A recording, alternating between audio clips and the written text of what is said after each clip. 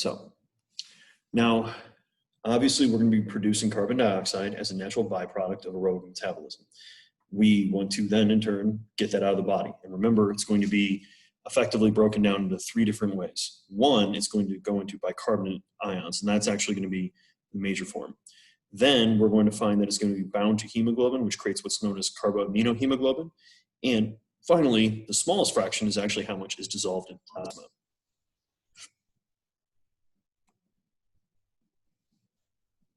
And my slide shows now. Okay, cool.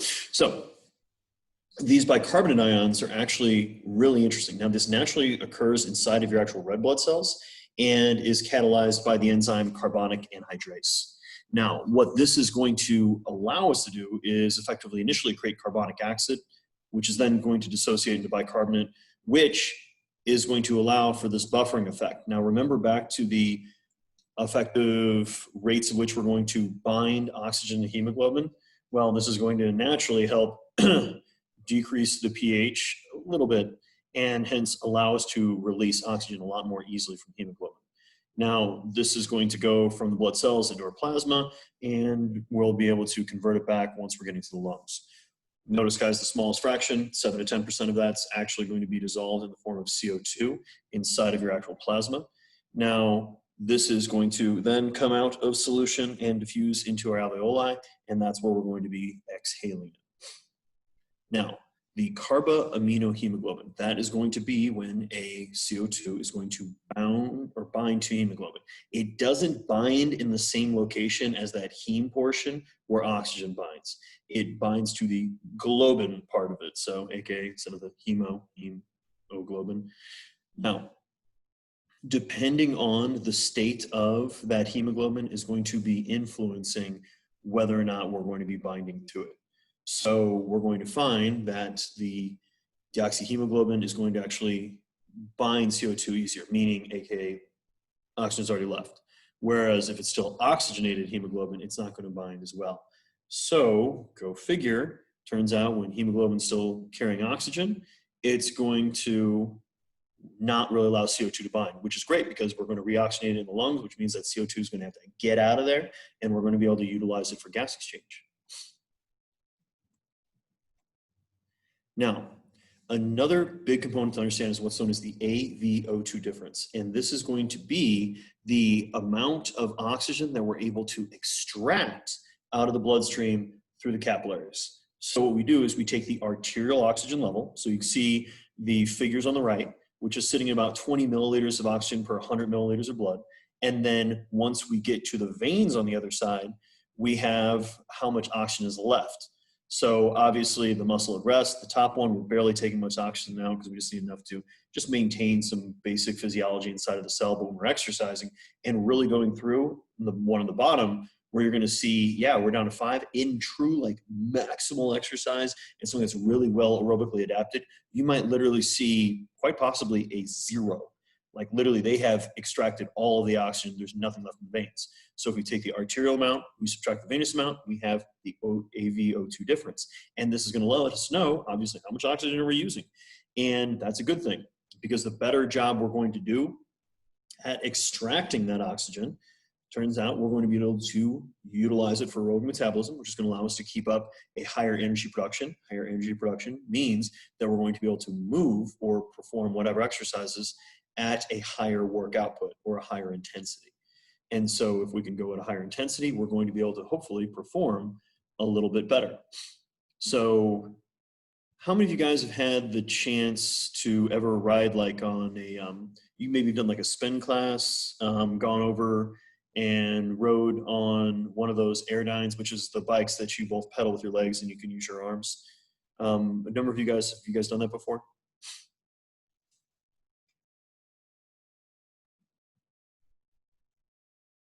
Okay.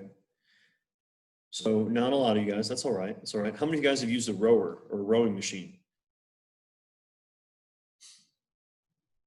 Okay. Now, whenever you guys are on the rower, sometimes it'll give you not just information of like how fast you're going, how many strokes per minute you're doing, and then obviously the distance, or it'll usually say like, this is your 500-meter split. It'll sometimes show you your wattage, or it'll have like a W and then the number. That's literally the watts that you're producing, so aka power. And that's what we're really talking about with athletes in general, is we want to be able to maintain a higher amount of wattage. And this is how we're going to metabolically be able to allow ourselves to aerobically produce that higher amount of watts. So you guys can watch the video of me doing the wind gate, where you can see A, the misery, and B, you can actually see the wattage and how that's going to decline with performance. But aerobic athletes, they're trying to keep that wattage consistent for that 15 minutes, half hour, hour, however long it takes them to actually perform the exercise they're doing. Now, remember, we've got the hemoglobin in the blood. Inside of muscles, we have a specific protein to transport oxygen from the sarcoplasm into the mitochondria, and that's what's known as myoglobin. Now, myoglobin has a lot in common with hemoglobin, myo meaning muscle. Now, this is going to bind much more tightly to oxygen than hemoglobin. So you can see that dissociation curve on the right. Notice it holds on a lot harder.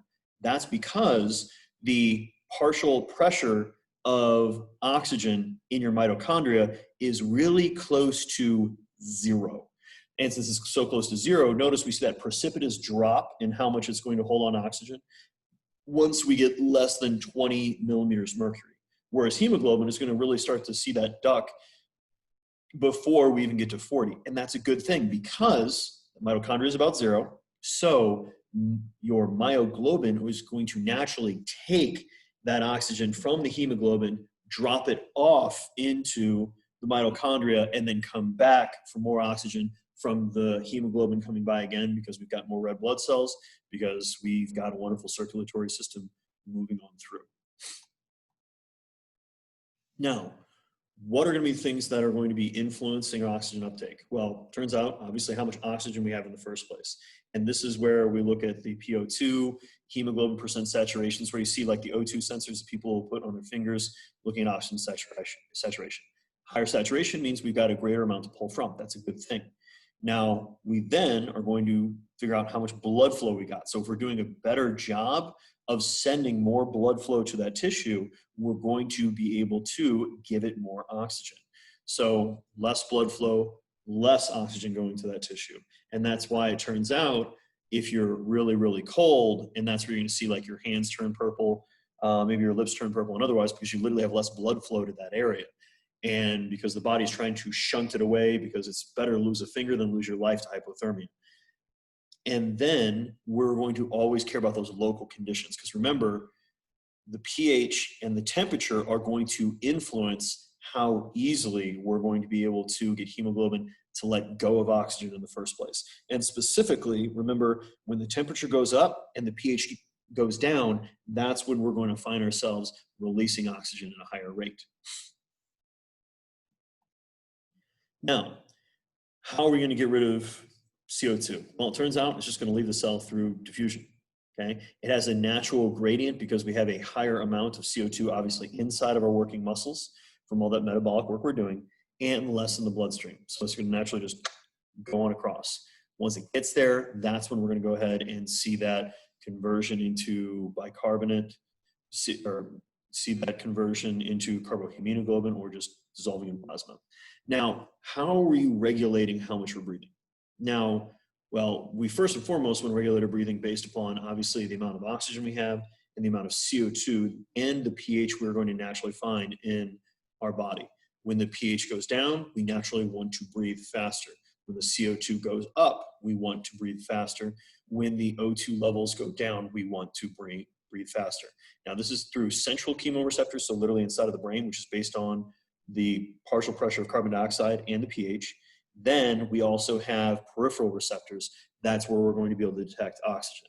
And this in turn is going to tell the active muscles of the inspiratory system where we have our external intercostals, and then we also have our diaphragm along with the SCM and the other accessory movement, which are going to breathe in more air than we have beforehand. Along with, we might have a greater amount of clearance afterwards because we're using these internal intercostals. Pec minor is going to help lift, so that we're going to, but really our abdominals, where we're going to QL and lats, where we're going to get ourselves to breathe out more by contracting on in. Now, this is going to occur through a number of involuntary signals. Mind you, we have the ability to control and modulate our breath. We can hold our breath. We can obviously breathe faster, we can breathe slower, but we're getting these signals that are going to be incentivizing one direction or the other, depending on what's going on. Now, inside of the brain, the actual parts that are controlling your breathing, this is your medulla oblongata and your pons. So this is all the way down to the brainstem. And this is why individuals that have like very severe brain injuries of the brainstem, they unfortunately typically pass away because they literally have no signal for the body to breathe. Now, our cortex, so our higher brain, can override these signals. So we can purposely try to breathe slower so we can make it seem like we're not so exhausted from whatever we're doing. Or we can purposely breathe faster because we know we need to get a little bit more air because we have to hold our breath and go underwater or something along those lines. And we're stimulating this by detection of CO2 in your cerebrospinal fluid. So hence, our rate and depth is trying to get our body to remove more carbon dioxide. In fact, there's some interesting research these days that individuals are literally being exposed to higher and higher amounts of CO2, so effectively what they're breathing in. And oh my gosh, guys, I just saw the chat. It just popped up. So I guess a lot of you guys have done that. Here I was feeling like I was being left hanging. Now, what's really interesting is by giving people higher amounts of CO2, you can actually induce a panic attack because you effectively, your brain is like, there's too much CO2 in here. We must be suffocating. We must be dying. When in reality, you've got plenty of oxygen. You've got more than enough oxygen to keep your metabolic processes going. But the way our nervous system is rigged up, it's not used to being around really high levels of CO2. And that's where any of you guys that have like done swimming and otherwise, you can be under the water like, dear God, I need to breathe right now. Where in reality, you guys have probably heard of examples where people can be under the water, you know, and these are people that would have otherwise been drowning victims for minutes, and they can be pulled above, resuscitated, and have no brain damage, no damage to any tissues, because we've got enough oxygen pumping or enough oxygen saturation, especially for rest when we're being inert, to go ahead and allow ourselves to keep going. But we tune off of the CO2.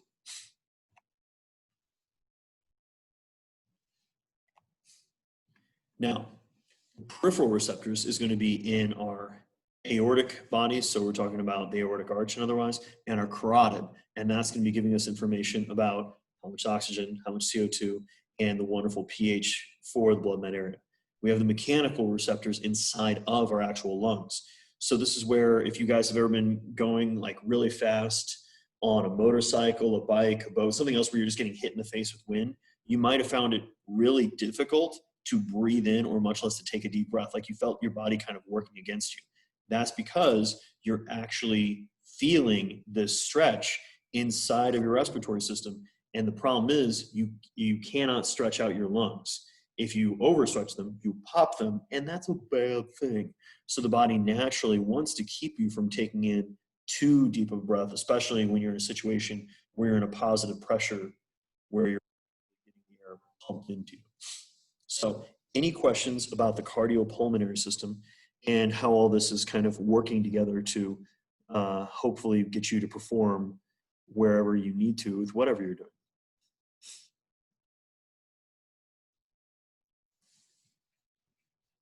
Let's see if I can get that chat to show up again, since it's once again disappeared on me.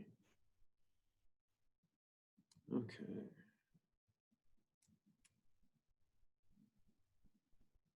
All right, so thank you for whoever put that up in the poll. We do not have any further questions over what's going to be chapter, I believe, excuse me,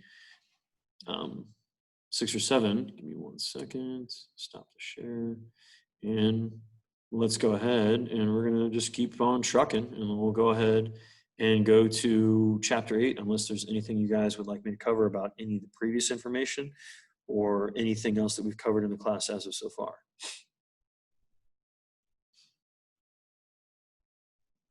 Now, one thing to make sure you guys understand, for the lab this week, we're doing body composition. You're going to be doing skin fold calipers. You need to have a partner for this, okay? So you need to partner up with somebody in the class. Now, the skin fold calipers, we've got them sitting when you first walk into the lab. You're going to see on your right, There's the gloves sitting right there, the wipes are sitting there, and the skin fold calipers, all like where the first computer is when you walk in, along with, you'll see the stereo. You're going to go through and do all those skin fold calipers. We've put a video on the YouTube channel, myself and Yehor, where we go through all of the skin fold sites and how you're going to do them. We're going to do them through the clothing, guys, just so you know it's one less surface you need to touch, even though you're going to be wearing gloves, and you're going to wipe down the skin fold caliper before you do it. Each site of the body you have to do at least twice. If they disagree your first and second measurement by 2 millimeters, you have to do a third measurement. Now, when we grab, remember guys, you're going to grab the skin and the fat underneath it first. Then you're going to take your caliper and you're going to take your measurement. You're then going to go ahead and release your measurement, write down that number, and then you're going to release your grip on the surface. You're not just going to grab it, take the skin fold, and let go, because it's going to naturally fall down, and it's not going to work like that. Plus, you're going to be pinching your partner, and they're eventually going to get tired of that. Now, do yourself a favor, try to wear something that's kind of more cotton, so it's a little bit easier to get a good grip on it. And especially like when we're going to try and do the thighs for like ladies that are wearing I guess like yoga pants would be the equivalent of it. They can be kind of slippery and kind of hard to get a good grip on. So you're going to be able to do that vertical thigh measurement. You're going to be doing the Tanita, which is going to be that wonderful scale that you stand on. You first have to enter the wonderful gender, fitness level, age, height, wait for it to blink. That it says step on, step on. Go ahead then, stand on there until it prints out a receipt. You're also going to do the handheld Omron. Now, if myself, Yehor, Dalton, or any of the other folks that work in the lab are in, when you pass through, you're more than welcome that we can throw you on the bod pod or the DEXA scanner if that's available. But you guys can come into the classroom in 221 if it's empty and go ahead and do your skin folds there. You can go ahead and do it outside. The key is you're on your own with making sure that you do that body compositional testing. You're going to then run the math to figure out the first thing you solve for with the 3-site and the 7-site skin fold is going to be what's known as your body density. It's going to be a number that's literally around 1.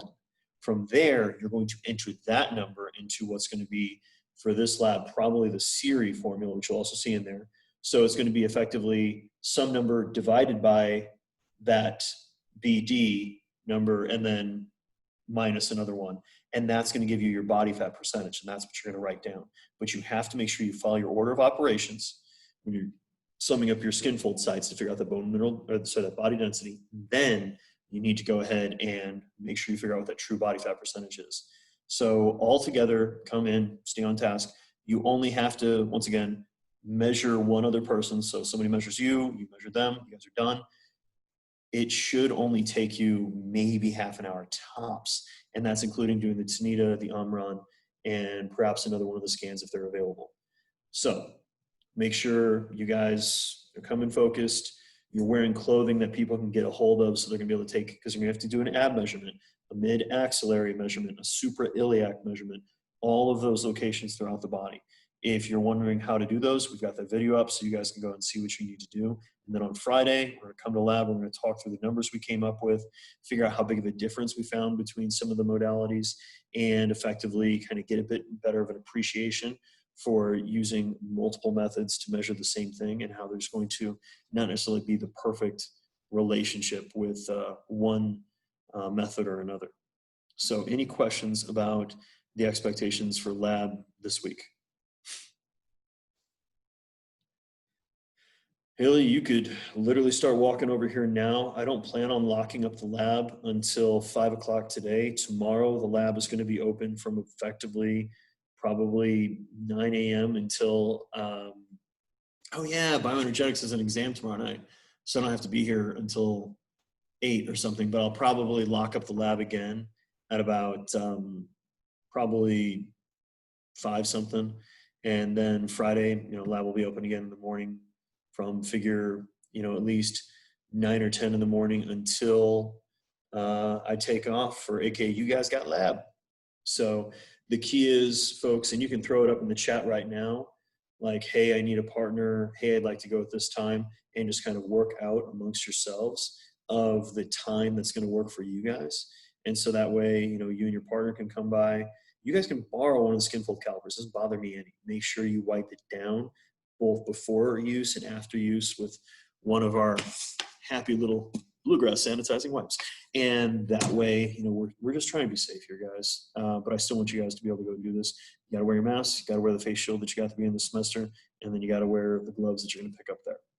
So any other questions right now? Unmute yourself or throw that up in the chat. Otherwise, you know, make friends. Go ahead and just send a message out there if you are, you know, looking for a partner, or if you have a preferred time that you'd like to go ahead and come in.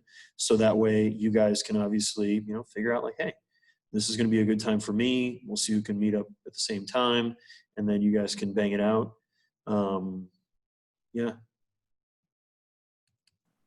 So I work till 5 o'clock tomorrow, and that's usually when I do the labs. Is there any way that like me and my partner could stay a little bit after 5? Because I work at the bookstore, so I won't need to be there that long, but I can't get off that early from work.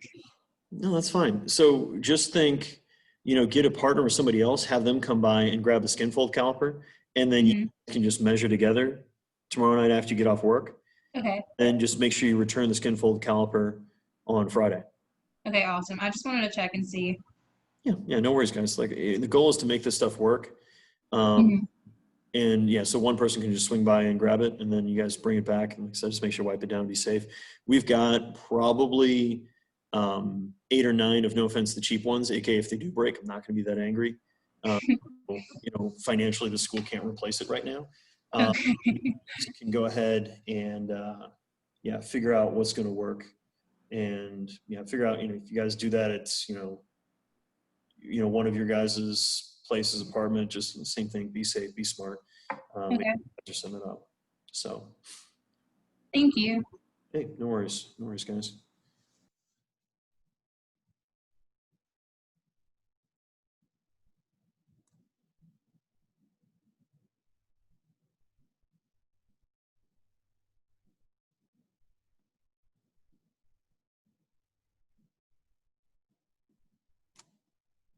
Okay, so you guys are hashing that out back and forth in the chat. Keep working, and yeah, let's just give you guys a few minutes to figure this out.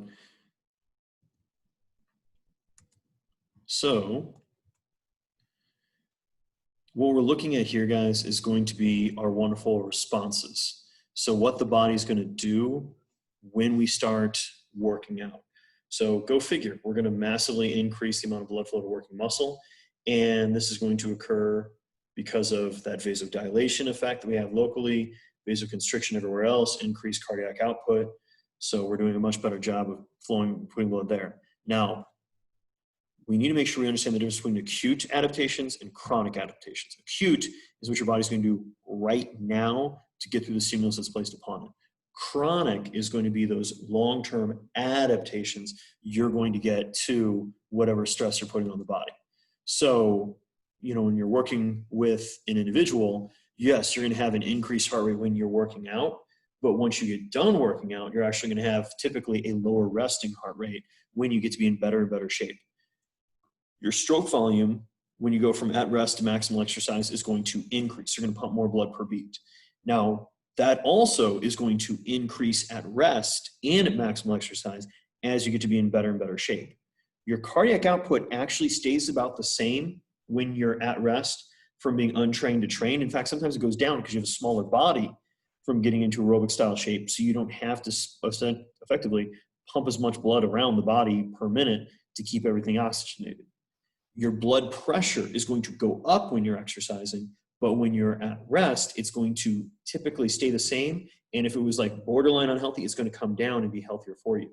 Now, blood flow is going to stay about the same at rest, all your tissues. The key is at exercise intensities, you're going to see more blood flow, obviously, to those muscles than we had beforehand, because we're going to be able to not just increase vasodilation to those capillaries, we're going to increase the capillary number through branching and interception. Branching is they literally branch. Interception is they kind of fold into two. And sprouting is going to be actually what causes branching initially. It's actually really cool. If you look at the shearing effects of blood flow as it goes through your vasculature. But that is beyond the level of stuff that you really need to know for the class as far as the physiology, but know it exists. And then finally, your blood is going to change. So when we're exercising, we're going to be sweating. We're sweating, we're losing plasma volume, and that's going to cause what's known as cardiac drift. This cardiac drift is actually going to cause our heart rate to slowly tick its way up as we're obviously getting tired from doing exercise. Meanwhile, over long periods of time, really it's 1 month, you're going to see initially an increase in the proteins inside of your blood, so albumin and otherwise, and that's going to increase the plasma, so the water fraction of blood. Then you're going to see an increase in the red blood cell number, and that's going to be through the wonderful hormone erythropoietin, which in turn is going to increase red blood cell levels. So you're going to increase your red blood cell number, but technically your hematocrit's still going to be a little bit lower. And I mean, that's pretty much the entire chapter. You guys good? Ready? Move on? We're done? Call it a day? No, we're gonna definitely go through this more. So normal folks, you're going to see a resting heart rate of about 60 to 80 beats per minute. And I do mean resting. So you're just chilling out, relaxing. You're not standing up and talking with your hands like I am. You're just hanging out. Now, as you get to be in better and better shape, you're going to see that resting heart rate in a trained person be even lower. In fact, it can even get into the 20s, high 20s, but the 20s of beats per minute, because the heart now has a bigger chamber, so it pumps more blood per beat. It doesn't have to beat as many times per minute to keep the same amount of blood flow going around the body. Now, this is influenced by, when you think about neural tone, that's your vagal tone from your parasympathetic nervous system, the rest and digest. That's why you should have your lowest heart rates every day when you're sleeping. Sometime in the middle of the night, depending on your hydration level, probably a little later. Now, temperature is going to influence your heart rate. So if you're cold, your heart rate's actually probably going to stay about the same. It's not going to make that big of a difference. In fact, there's a thing called the mammalian dive reflex, which is if you dunk your face in cold water, your heart rate's going to come down because it's a natural mammalian reflex to being in cold temperatures to drop your heart rate. So you're going to be able to preserve your oxygen for a longer period of time. Now, it's really high temperature. So if we're in a really warm room, we're going to be sweating. Well, that requires more blood flow to the skin, which in turn is going to require more cardiac output. And we're going to get that by increasing our heart rate. And altitude, because we've got a lower saturation of oxygen in the blood, thanks to that lower partial pressure of oxygen and altitude, we're in turn going to actually have the heart beating a little bit faster because our AVO2 difference is actually shrinking a little bit because we're not starting off with as high of an oxygen saturation. And what's really cool is your heart rate is going to go up in anticipation for exercise. So just the concern fact of you might need to go out there and run, sprint, or anything else, if we put a heart rate monitor on you, we're actually going to see your heart rate going up because you're going to have that less vagal tone, so less parasympathetic innervation, and you're going to start to be releasing epinephrine and norepinephrine from the sympathetic nervous system, which is going to increase that heart rate. And so I'm sure some of you guys have had this type of response to an exam or something that you've taken in your life where you actually could feel your heart rate picking up even though you were literally sitting in a chair taking a test. And this is what some folks refer to as test anxiety. And that's actually an effect of going into sympathetic tone. So any questions here? And for some reason, the chat shows up on my board and then it disappears. So if I'm not responding to anything you guys say, don't take it personal. It's just, it doesn't like to stay up for some reason. I don't know why. Now, our heart rate is pretty much always going to be directly related to our exercise intensity.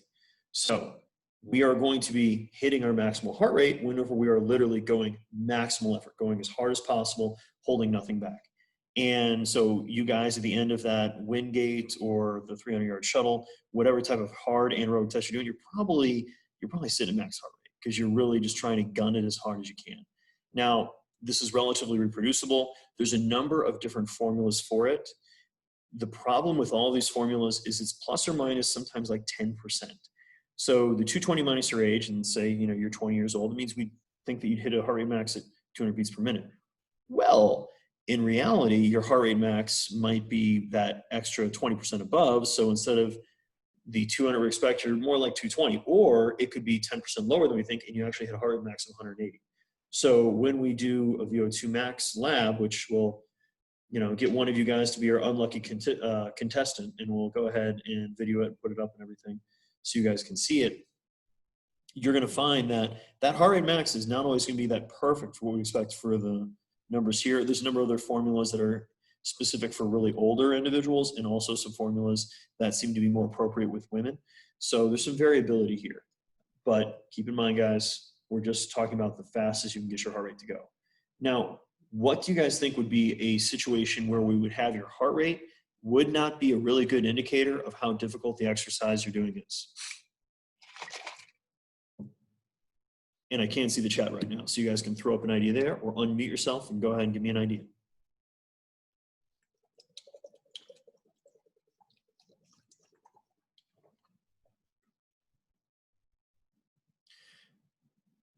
Oh God, that tastes like sadness.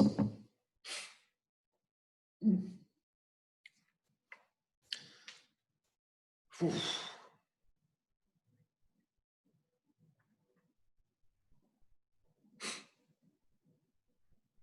Come on, guys, give me something.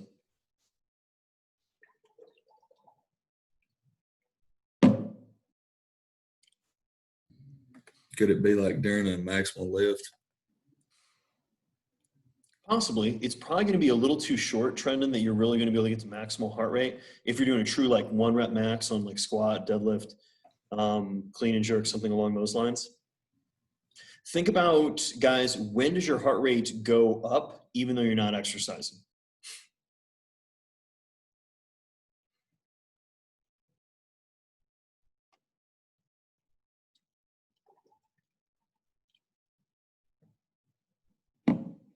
Exactly, Madison, when you get nervous.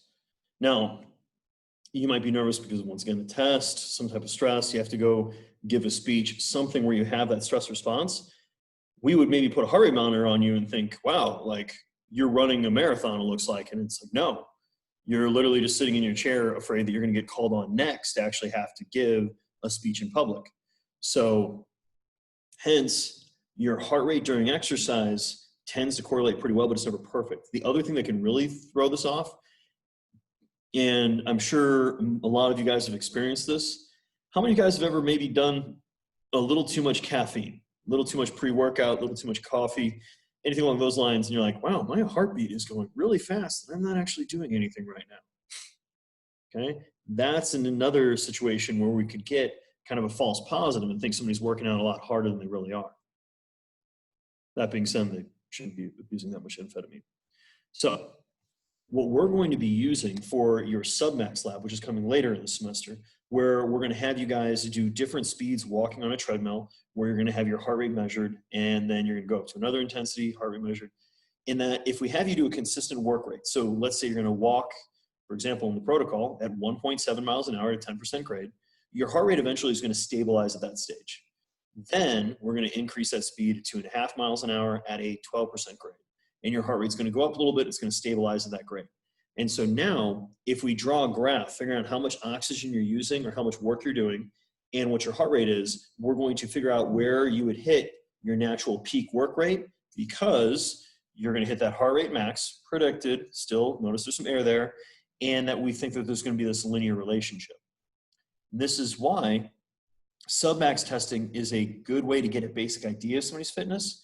And what's really nice is, since it's submax, you don't have to max out. So it's not as physically stressful. Now, I'm not really worried about pretty much any of you guys doing a VO2 max, but I am a little concerned about your grandparents doing a VO2 max. Or if for some of you guys that might be lucky, your great-grandparents doing a VO2 max. That is way too much intensity for an older individual. So let's do something that's relatively easy. That's going to give us a decent indicator of where they're at. Now, one confounding effect is that your stroke volume is going to increase from rest to its maximal stroke volume, which is usually going to happen somewhere between 40 to 60% of your VO2 max. It might actually go up a little bit at a higher percentage if you're a really, really well-trained aerobic athlete. But for your recreationally trained individuals and your sedentary folks, definitely, your stroke volume is going to max out about 40 to 60% of your VO2 max. In fact, it actually goes down just a little bit at maximal heart rate because you just don't have enough time to fill the heart. Now, most people are going to literally double the stroke volume from how much they're pumping at rest to how much they're pumping at max. And that's why when we do sub-maximal aerobic testing, we at least need to get over a certain intensity threshold, aka we need to get to at least 50% of of their heart rate max and higher before we start counting the stages, because we're trying to see that linear relationship between heart rate and work rate. If your stroke volume is also increasing, we now have a third variable, which is going to throw things off and really mess with that slope between our heart rate and our work output. Does that make sense to you guys?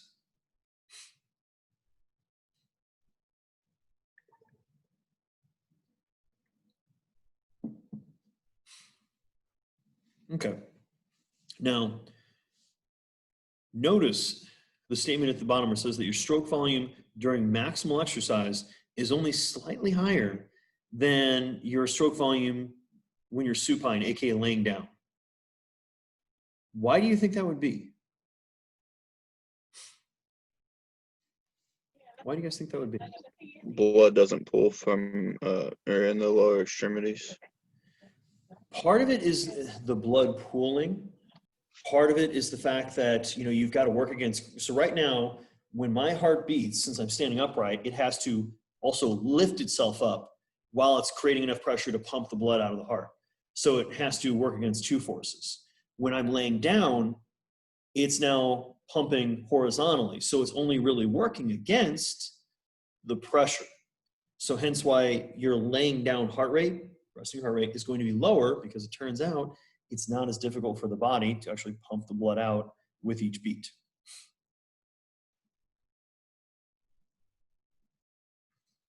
So, but good point, Zach, with the blood pooling. And part of that is, yeah, just working against the wonders of gravity. Hence why you see the end diastolic volume, the amount of blood in the heart at the end of relaxation, is greater when you're laying down than when you're standing.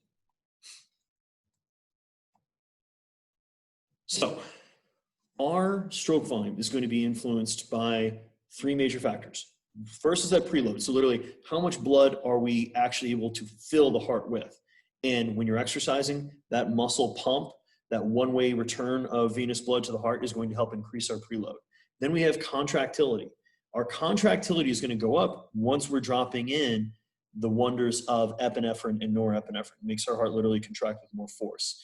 So this in turn is going to increase our ejection fraction. So we're going to do a better job of getting a higher percentage of the blood out of the heart with each beat. And then finally, because of general vasodilation and lower resistance to blood flow in the aorta, we decrease the afterload, meaning it doesn't have to work as hard to get the blood out of the heart. So overall, we're going to see, thanks to those three factors combined, much better stroke volume when we're exercising. Now, we're going to find that we're going to increase that preload when we're at our lower intensities. Now, once we get up to a high enough intensity, we're not really getting any more advantage to the preload, hence why we're seeing a little bit more of the kind of the topping off of it. Now, once that heart rate is going really, really fast, we literally don't have as much time to fill the blood or fill the heart with blood, and because of that, we're not going to be able to pump as much out because we just don't have as much end diastolic volume. Now, the contractility is going to go up at higher intensities because now we're dumping more epinephrine and norepinephrine to keep up that work output, and that vasodilation that we're getting from afterload is going to help us out. Now, look at our graph on the right, and notice, guys, the cardiac output and the heart rates in beats per minute. Notice in all those graphs, from the elite level athletes to the untrained, it's going up. But when we look at the stroke volume in the graph below, you see the elite athletes are actually still seeing a climb with their stroke volume as they're going up in intensity.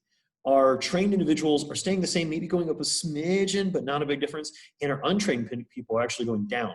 That's because of efficiency of the heart and that filling time.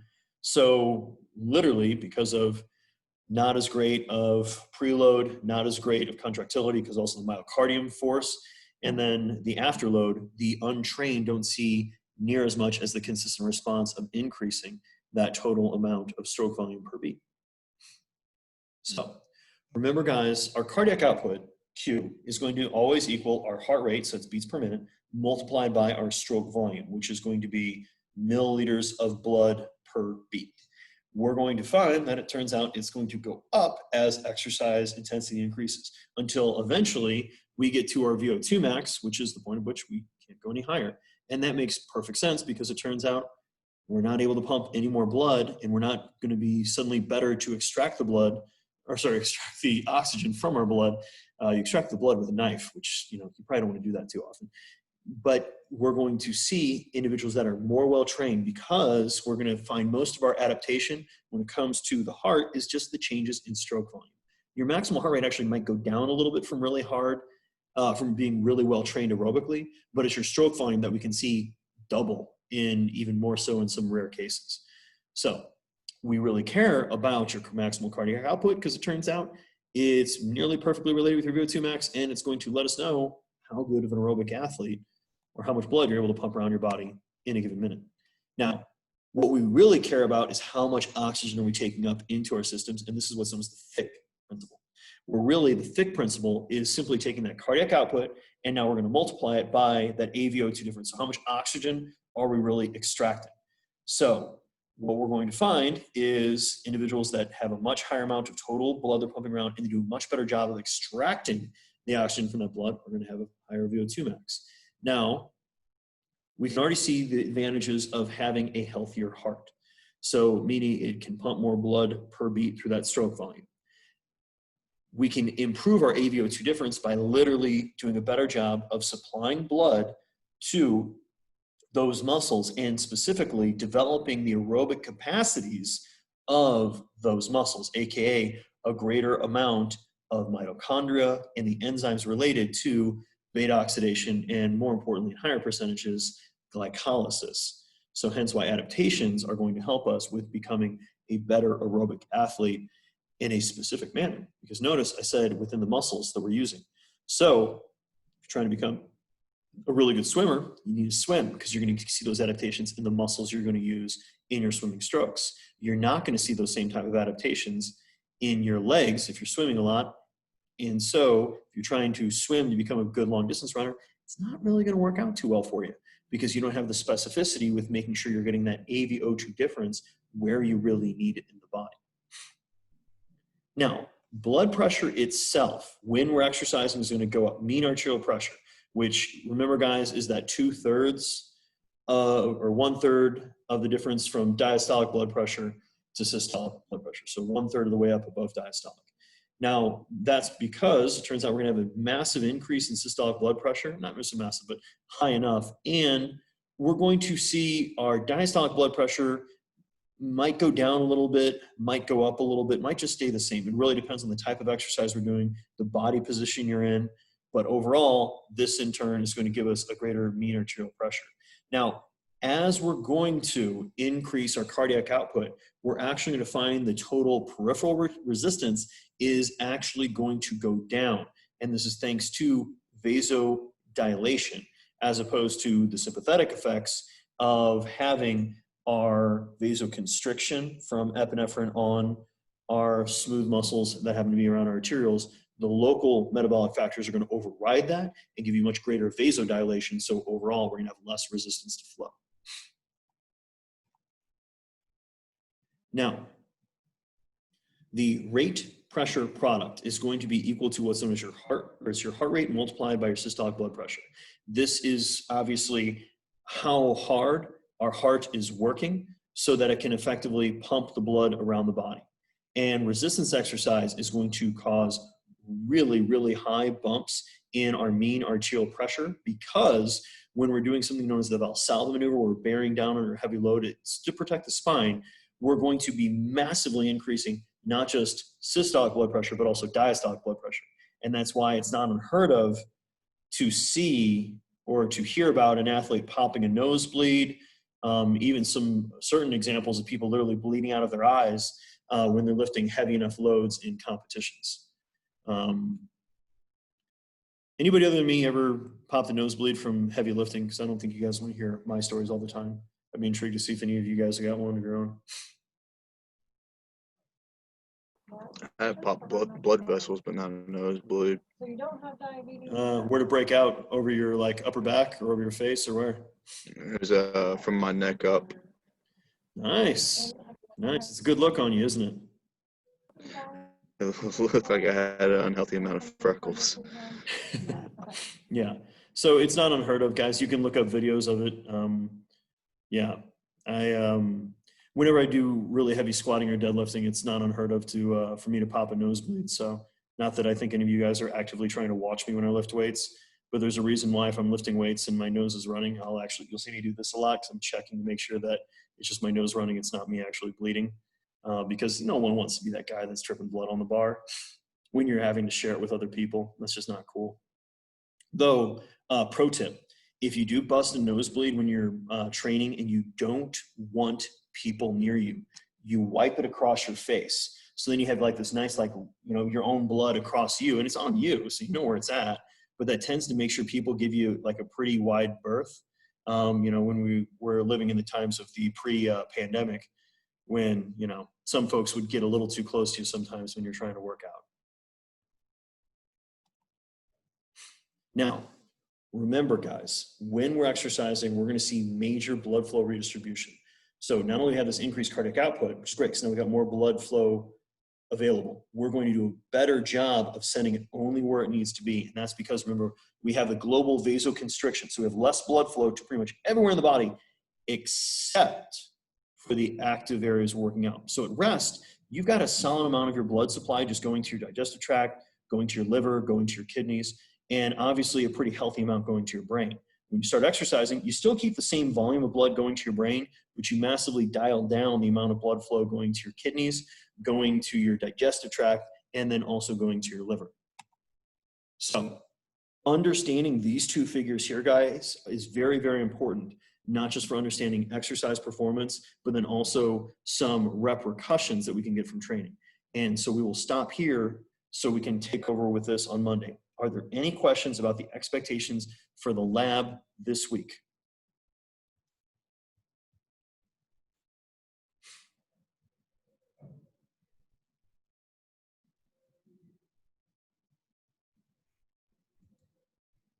All right, well, since everybody is being a little quiet, which is absolutely fine, you guys stay safe out there. Thanks for coming as always, and I will see you guys outside on Friday, and we will talk about some body comp. So have a great day.